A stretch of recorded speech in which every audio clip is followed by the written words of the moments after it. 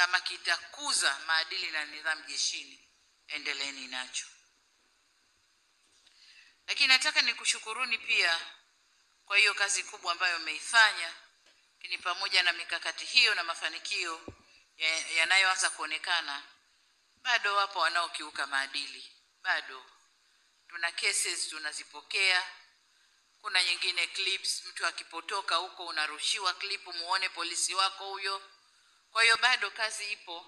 Nataka nikiri kwamba mabadiliko hayafanyiki kwa ghafla. Tutaanza hatua kwa hatua. Hatua imeonekana na kidogo kidogo mabadiliko yataendelea kuwepo. Jinsi wanavyopelekwa kwenye mafunzo ya maadili na kujua wajibu wao, ndivyo jinsi watakavyoweza kubadilika. Lakini wanasema, na hili lilisema Mochi, kwamba samaki akianza kuharibika muangalie kwenye kichwa. Kama kwenye kichwa mashavu yale meupe ukimfungua hivi unajua huyu siye. Lakini kama mashavu yako mekundu mzuri unajua samaki wote mzima. Sasa faraja yangu ni kwamba huko kwenye kichwa nako kumeanza kubadilika. Lakini na incentives zinazotoka, kupandishwa vyeo na incentives zinazotoka zinaleta ari ya kufanya kazi. Kwa hiyo mkibadilika, makamishna, wasaidizi wa makamishna na wakuu mbalimbali, wale kule chini nao watabadilika. Wale wanao translate zile pombe kwa lugha wanazotaka watabadilika. Wale wengine wanaofanya mambo ya ajabu watabadilika. Kwa hiyo niombe sana tukazie kwenye maadili. Kuna vitendo vinatokea, unarushiwa clip, huitizami mara mbili. Unaambiwa huyu ni wa jeshi la polisi. Huitizami mara mbili. Kwa hiyo naomba sana IGP kaza buti. Kaza buti, jeshi linyooke hili. Lakini niseme hapo masuala ambayo wananchi wameendelea kama nilivyosema kulalamika. Rushwa bado ni masuala ambayo wananchi wanaendelea kulalamika kwa baadhi ya askari, hususan askari wa usalama barabarani. Lakini hili kama alivyosema waziri, teknolojia itakwenda kuondoa hili. Unajua wakati mwingine ni vigumu kurekebisha tabia, lakini tabia inarekebishika kukiwa na teknolojia inayolazimisha watu wafuate teknolojia inavyotaka. Kwa mfano, tukienda tukiweka kamera barabarani, na kwamba sasa kutakuwa hakuna haja ya askari wa barabarani kusimamisha magari, kutizama, piga honi, hebu washa taa, gari yako ina siti ngapi. Kama mtu amefanya makosa, kamera itamchukua na atakuta tu kwenye mtandao wake, anakuta umefanya makosa, ulipopita pale fulani, faini yako ni hii, kalipe, control number ni hiyo, lipa. Hapo hakuna haja ya askari. Askari wa barabarani hayupo, rushwa haipo. Kwa hiyo tutaendelea kutumia teknolojia ili kupunguza yale yanayotokea sasa hivi. Na pengine tukipunguza barabarani askari, utapata askari wengi wa kwenda kwenye maeneo mengine, badala ya wengi kusimama huko kwenye mabarabara.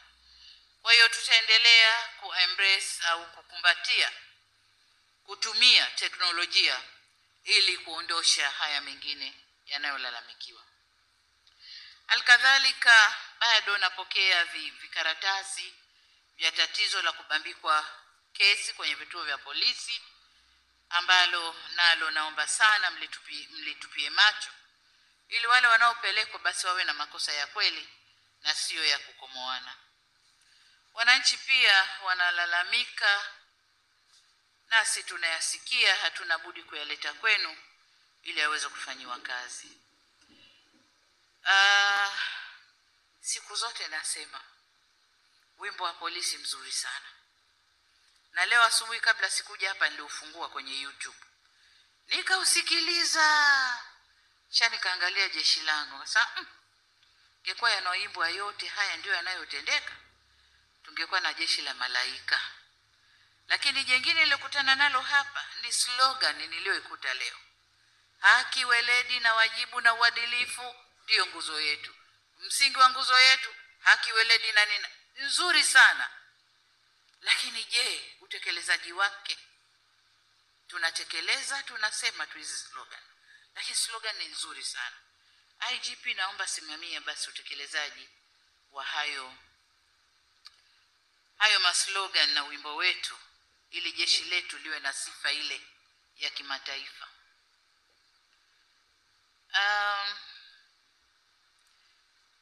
Pamoja na hayo niliyoyasema, lakini niwapongeze kwa utaratibu mliojiwekea wa kuwatambua, kuwazawadia na kuwapandisha vyeo askari polisi wanaofanya vizuri. Nilisikia karibuni hivi walikwenda bungeni wakapongezwa na jeshi likawafanyia mambo ya kuwatia ari waendelee kufanya vizuri zaidi. Taratibu huu ni mzuri kwa sababu anayefanya vizuri msifu, mpe zawadi. Una zawadi ya kumpa, msifu ili umtie ari aweze kufanya vizuri zaidi. Lakini anayefanya vibaya naye adhibiwe au aambiwe kwamba unafanya vibaya. Sasa utaratibu huu wa kuwasifia na kuwapongeza wanaofanya vizuri ni mzuri sana, na uendelee kufanyika kwa haki na kwa kuzingatia vigezo. Natambua mafanikio yanayopatikana kupitia mkakati wa kulipeleka jeshi la polisi kwa wananchi kupitia utaratibu wa polisi kata.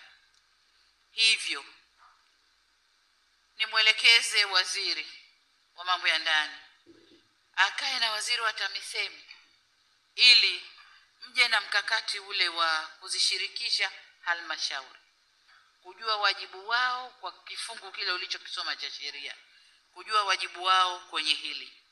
Nadhani wananchi wakishirikishwa mambo yatakwenda haraka zaidi kuliko kutaka wizara peke yake ndio ijenge vituo mpaka kwenye kata mpaka kwenye wapi. Wananchi wakishirikishwa na wakiona haja wanaweza wakafanya wenyewe. Mfano mzuri, sitaki kujisifu, lakini kule kwetu Kizimkazi tulilia muda mrefu na kituo cha polisi. Miaka hakikujengwa. Tukahamasishana, tukatafuta wasaidizi, kikajengwa. Sasa hivi tuna kituo na juzi tumekabidhi gari la kusaidia kituo kile. Kwa hiyo wananchi wakishirikishwa inawezekana na wengi wanaweza wakafanya. Kwa sababu huko chini wakati wa mavuno vijipesa vipo.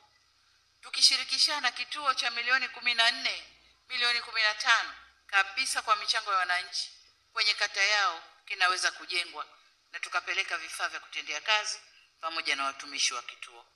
Kwa niombe sana, kaeni na waziri wa TAMISEMI muone jinsi ya kushirikishana na kuweza kulipeleka kwa haraka hili. Kwa upande mwingine, natambua jitihada za wizara za kufanya mabadiliko ya kisheria na kimuundo, tume ya utumishi wa jeshi la polisi, magereza, uhamiaji, zimamoto na uokoaji. Ni imani yangu kuwa maboresho hayo yataiondolea tume mkwamo uliopo katika kushughulikia mashauri ya kinidhamu kama ilivyopendekezwa na tume ya kuboresha taasisi za haki jinai. Walilisema hili na kuna observation waliitoa ambapo pengine ulikuwa mkwamo wa tume hii, lakini ile observation ikifanyiwa kazi itaondosha ule mkwamo na tume inaweza ikasimama vyema na kutoa huduma kwa majeshi haya. Waheshimiwa viongozi, mikutano kama hii mnayoifanya kila mwaka ni fursa ya kutathmini mafanikio, changamoto na mikakati ya kuboresha utendaji kazi wenu. Na kwa kuwa huwa mnatoka na maazimio ya masuala mnayoyapa kipaumbele, nataka kuona utekelezaji wa hayo unalifanya jeshi la polisi kusonga mbele na sio kurudia mambo yale yale kila mwaka. Yaliyozungumzwa mwaka jana, mkutano wa mwaka jana, tumepata ripoti nzuri hapa kwamba mengi yameshatekelezwa.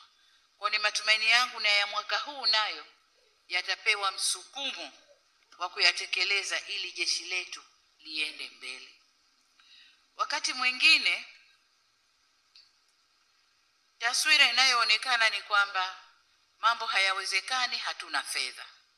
Wakati mwingine sio fedha, ni kuamua tu kugeuka mentality, kuwa na mwelekeo ule tunaotaka kwenda nao. Tukiamua na kuwa na mwelekeo, basi hata mageuzi yanakwenda haraka haraka. Fedha kidogo ikiingizwa, mageuzi yatakwenda haraka haraka. Lakini tukijiweka pale pale kwamba hatuwezi kufanya mageuzi, hatuna fedha, hatuwezi kwenda pale. Tuliambiwa fedha ni matokeo, sio nini? Sio msingi wa maendeleo. mentality zetu kwanza. Tukizielekeza kwenye mabadiliko, tutakwenda kufanya mabadiliko. Mabadiliko yanayotokea nchini leo, msingi wake sio fedha. Msingi wake ni maamuzi na kuamua kwamba tunataka kuelekea huku na sio huku. Na ndio maana tunakwenda. Kwa hiyo fedha inayopatikana tunaipeleka pale hasa mabadiliko yanapotakiwa kutokea na mambo yanasogea. Lakini kwanza tuamue kwamba jeshi letu tunataka kulipeleka huku. Tutaweza kufanya bila kuendana na fedha hiyo ambayo tunaipata. Lakini tumejuzwa pia kwamba wataalamu wa fani mbalimbali watatoa mada kuhusiana na mbinu na kukabiliana na makosa kwenye mtandao, changamoto za chaguzi zijazo, uendeshaji kesi, mfumo mpya wa manunuzi ya umma, matumizi ya teknolojia, taswira ya jeshi la polisi kwa umma au matumizi ya vyombo vya habari kuonesha taswira ya jeshi la polisi kwa umma. Sasa mada hizi zote zitakazotolewa hapa zinaendana na changamoto tulizonazo kwa wakati huu. Nataka kusema kwamba mada zilizochaguliwa ndizo za wakati huu na ndizo ambazo zitakwenda kubadilisha ule mwelekeo wetu. Tunataka jeshi la aina gani la polisi? Kwa hiyo niombe sana kwamba tumieni fursa hii ya siku 4 tunazokaa hapa kubadilishana uzoefu na kutoa maelekezo yatakayosaidia kuboresha kazi za polisi katika kukabiliana na uhalifu nchini, lakini katika kufanya mambo yake mbalimbali. Ndugu viongozi na washiriki, niseme kwamba nimefurahishwa na kauli mbiu yenu ya mkutano huu wa mwaka huu 2023 ambayo inasema matumizi ya tehama kuleta uwazi na ufanisi katika utendaji wa jeshi la polisi. Nilikuwa nazungumza na IGP, hii mifumo 13 ambayo tayari imeshakuwa installed na mengine inaendelea kuwekwa, tayari imeshaleta mageuzi na tayari imeshaleta ufanisi wa kiasi fulani ndani ya jeshi la polisi.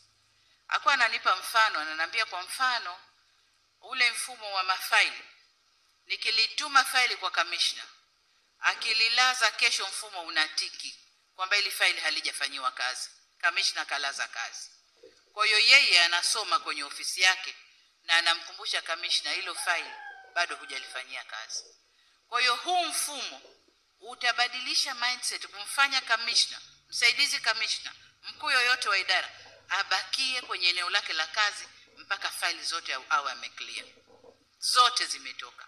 Kwa hiyo matumizi ya teknolojia yatakwenda kubadilisha na kuongeza ufanisi katika jeshi la polisi. Na mimi nataka kusema IGP, hongera kwa mifumo 13, na kama umeishiwa fedha kuinstall mengine ya kuikamilisha, njoo tuzungumze. Njoo tuzungumze ili nitafute fedha ya kukamilisha hii mifumo ili mambo yaende kwa haraka. Umesema hapa mmeshasomana na TAKUKURU, mmesomana na DPP, lakini bado na mahakama. Hakuna cha kusubiri.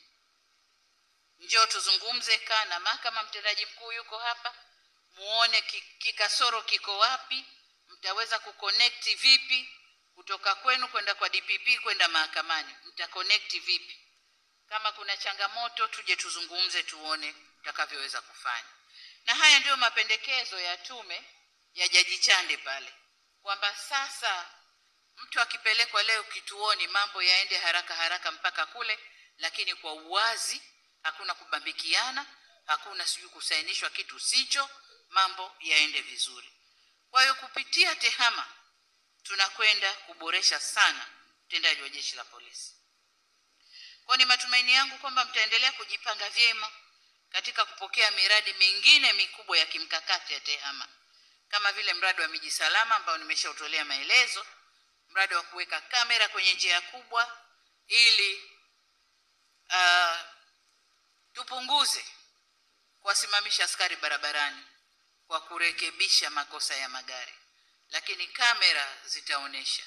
Lakini pia pamoja na hayo, kuna magari mabovu yanayotembea barabarani. Tunakuja na mfumo wa ukaguzi wa lazima kwa tehama, ukaguzi wa magari kwa lazima, Mtu akitaka atalikaguza gari lake, hataki atalipeleka likaguliwe kwa mfumo tu, itabidi lazima likaguliwe.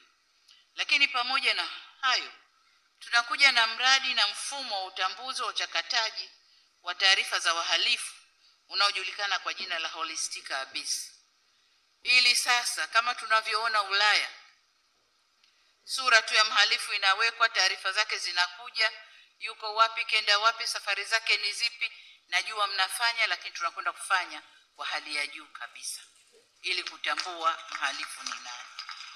Kwa hiyo IGP umejisifu hapa, umefundisha watu wa TEHAMA, naomba endelea kufundisha, kwa sababu mifumo zaidi ya kielektroniki inakuja ili kuongeza ufanisi kwenye jeshi la polisi. Kina wale wanaofundishwa, mjue kwamba huu ni wajibu wetu, ni wajibu ambao utaiweka nchi yetu salama. Kama tunataka tulale tuamke salama, biashara ziende, wawekezaji wafanye kazi vizuri, lazima tujielekeze.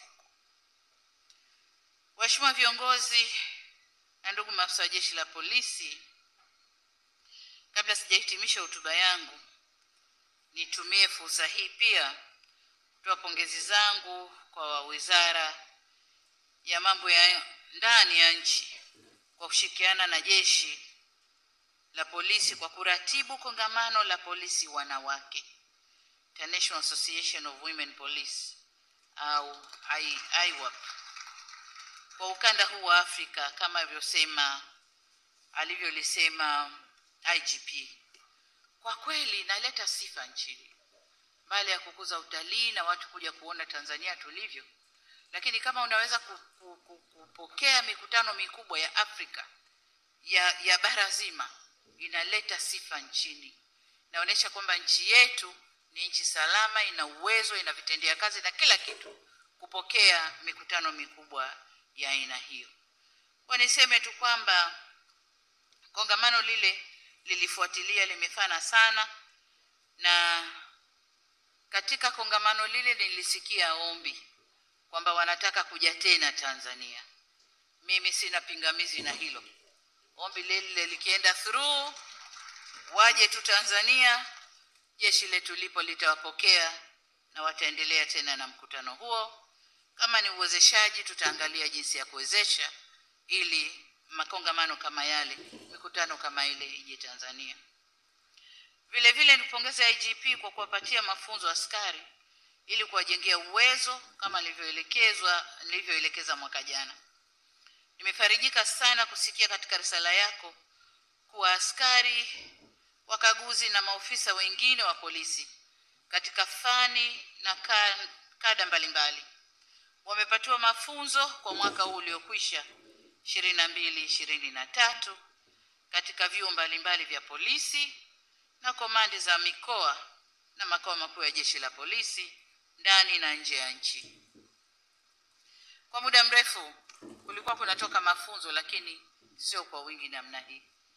Na mafunzo ndio yanayofanya askari ajitambue. Lakini ukimweka muda mrefu hana mafunzo, anajisahau. Anachukua tabia zile zile za barabarani anakosimama. Anachukua tabia zile zile za huko nini wanasema? Vikaoni, maskani anakokaa huko. Anachukua tabia hizo, anajisahau. Lakini kila mara ukimkumbusha kwamba wewe ni askari na wajibu wake, anajitambua na anasimama vilivyo.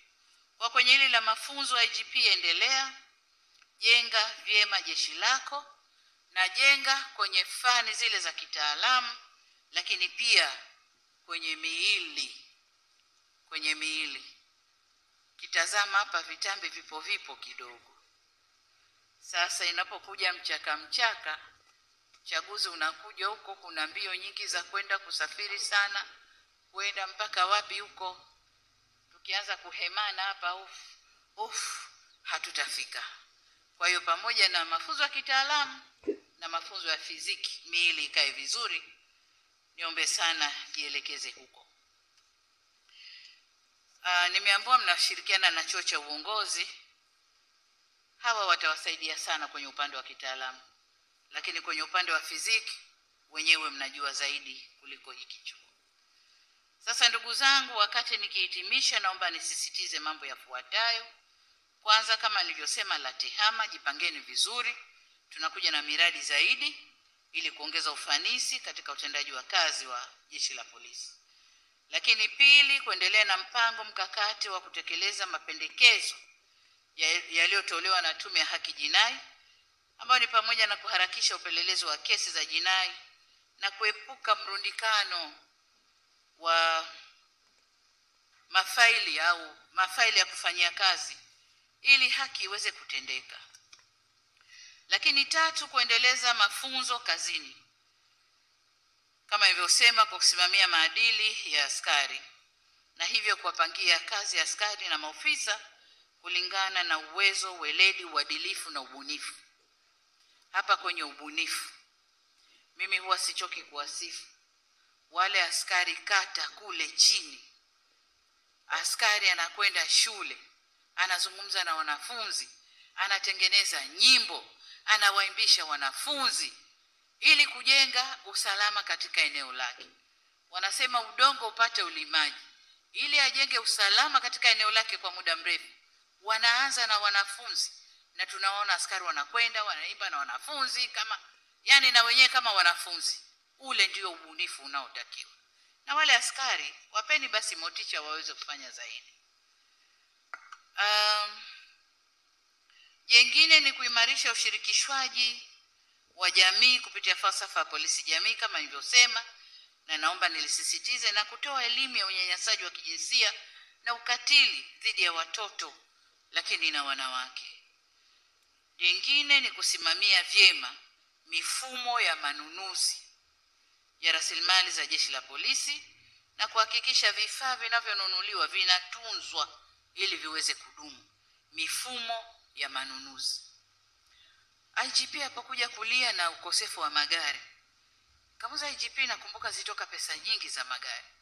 Kanambia tumezilipa JIPSA na tuliagiza gari 100 kadhaa, lakini wametuletea gari 20 na miaka 2 sasa.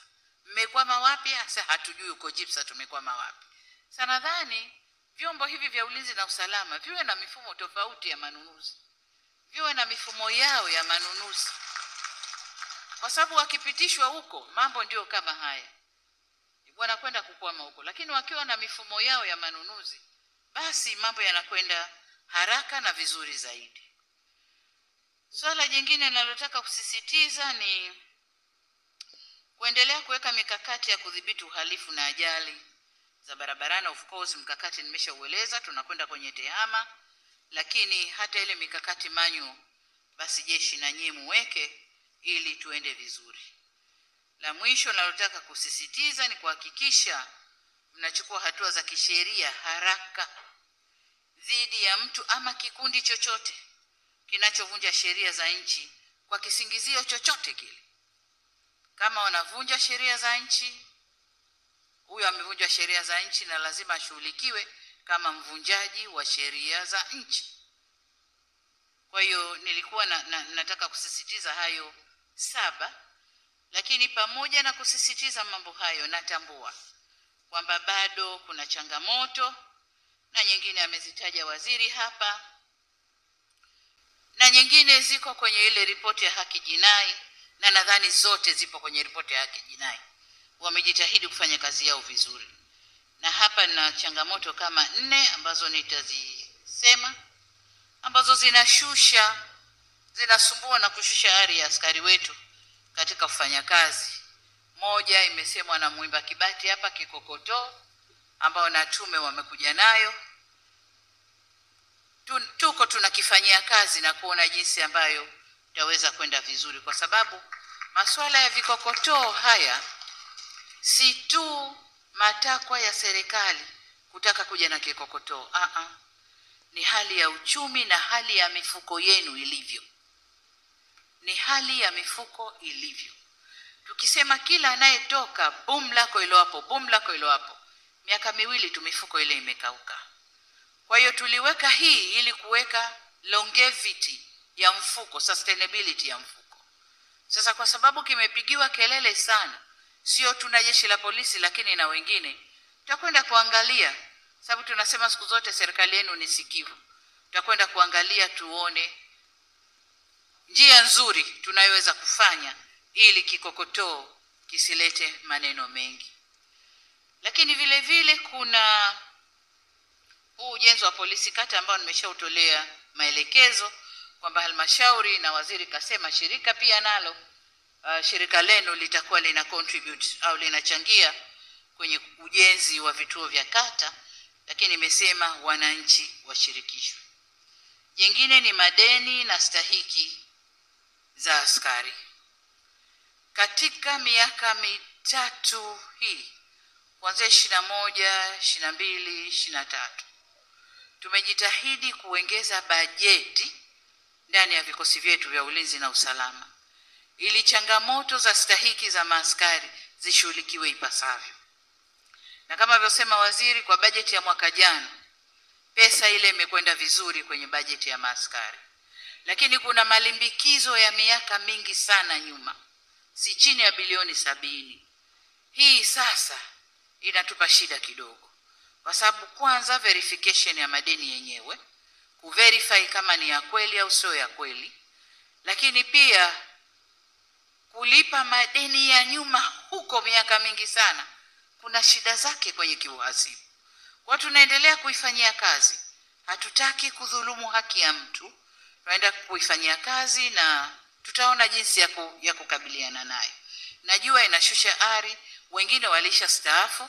Limsikia mama mmoja wakati tume inachukua maoni kwa wananchi, sijui kwa Manyara au wapi au Singida, anasema mimi nilisha staafu, nimelipwa hicho kikokotoo, kakipigia kelele, lakini na madeni yangu ya nyuma, stahiki zangu za nyuma sikulipwa na nimesha staafu, nataka serikali nilipe madeni yangu, haki zangu za nyuma. Kwa hiyo tunakwenda kulifanyia kazi, najua ni tatizo, tutakwenda kulifanyia kazi.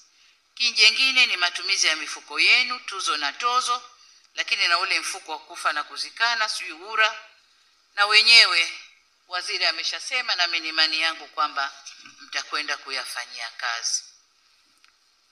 Ndugu zangu, kuna moja hapa nataka kulitilia mkazo. Serikali imeshusha fedha nyingi ndani ya jeshi la polisi kama alivyosema IGP, kwenye vitendea kazi, magari, mapikipiki, lakini mambo ya ofisini, lakini miundombinu, na tutaendelea kufanya hivyo. Lengo ni nini? Kuliwezesha jeshi la polisi lifanye kazi zake vizuri, na hasa wakati wa chaguzi zetu. Mwakani tuna uchaguzi wa serikali za mitaa. Nataka jeshi la polisi liwe makini kweli kweli huko katika maeneo mbalimbali, kusimamia haki itendeke, kusimamia usalama katika chaguzi zile, kuhakikisha chaguzi zetu zinakwenda kwa njia ya usalama. 25 vile vile IGP nilimwambia ile, akanambia sawa, lakini nina changamoto. Nipe changamoto.